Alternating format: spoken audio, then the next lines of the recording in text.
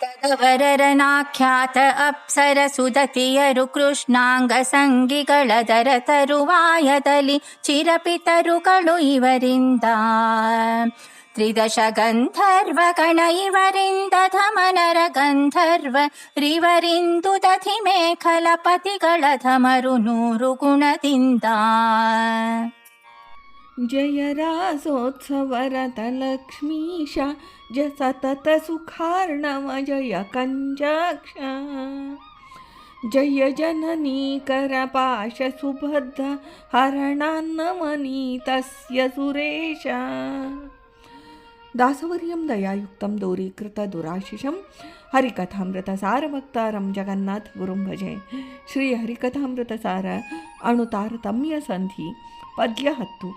ತದವರನಾಖ್ಯಾತ ಅಪ್ಸರ ಸುದತಿಯರು ಕೃಷ್ಣಾಂಗ ಸಂಗಿಗೆ ಎಂಬ ಈ ಪದ್ಯದಿಂದ ಶ್ರೀ ಜಗನ್ನಾಥದಾಸಾರ್ಯರು ಅನಾಖ್ಯಾತ ಅಜಾನಜರಿಂದ ಪ್ರಾರಂಭಿಸಿ ಮಾನುಷ ಚಕ್ರವರ್ತಿಗಳ ಪರ್ಯಂತ ತಾರತಮ್ಯ ಕ್ರಮವನ್ನು ತಿಳಿಸ್ತಾರೆ.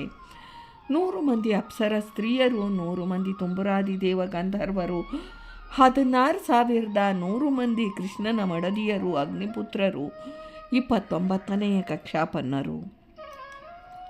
ಅವರಿಗಿಂತ ಅನಾಖ್ಯಾತರಾದ ಅಪ್ರಸಿದ್ಧರಾದ ಕೃಷ್ಣನ ಅಂಗಸಂಗ ಮಾಡಿದ ಅಪ್ಸರರು ಅವರರು ಇವರ ವರ್ಗ 30ನೇ ಕಕ್ಷಕ್ಕೆ ಸೇರಿದವರು.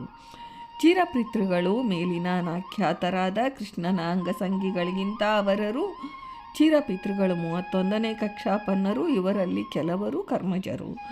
ಚಿರಪಿತೃಗಳಿಗಿಂತ 32ನೇ ಕಕ್ಷಾಪನ್ನರಾದ ದೇವ ತ್ರಿದಶ ಗಂಧರ್ವರು ಅವರರು. ದೇವಗಂಧರ್ವರಿಗಿಂತ ಮಾನುಷ ಗಂಧರ್ವರು ಕಡಿಮೆ 33ನೇ ಕಕ್ಷ. ಮಾನುಷ ಗಂಧರ್ವರಿಗಿಂತ ಚಕ್ರವರ್ತಿಗಳು ಅಧಮರೆನಿಸುವರು 34ನೇ ಕಕ್ಷ. ಚಕ್ರವರ್ತಿಗಳನ್ನು ಉದಧಿ ಮೇಕಳಪತಿ ಎಂದು ಕರೆದಿದ್ದಾರೆ. ಉದಧಿ ಎಂದರೆ ಸಮುದ್ರವನ್ನು, ಮೇಖಳ ಒಡ್ಯಾಣವಾಗಿ ಉಳ್ಳ, ಮೇರೆಗಳಾಗಿ ಉಳ್ಳ ಭೂಮಿ ಎಂಬರ್ಥ. ಅದರ ಪತಿ ಭೂಮಿಯನ್ನಾಳುವ ಚಕ್ರವರ್ತಿಗಳು. ತಾರತಮ್ಯ ಕ್ರಮ: 100 ಮಂದಿ ಅಪ್ಸರಾ ಸ್ತ್ರೀಯರು, 100 ಮಂದಿ ತುಂಬುರಾದಿ ದೇವಗಂಧರ್ವರು, 16,100 ಮಂದಿ ಶ್ರೀಕೃಷ್ಣನ ಮಡದಿಯರು, 29ನೇ ಕಕ್ಷ.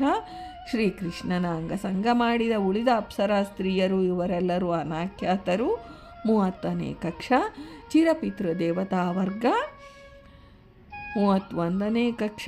ದೇವಗಂಧರ್ವಗಣ ತ್ರಿದಶ ದೇವತೆಗಳು, ತ್ರಿದಶ ಗಂಧರ್ವರು 32ನೇ ಕಕ್ಷ. ಮಾನುಷ ಗಂಧರ್ವರು 33ನೇ ಕಕ್ಷ.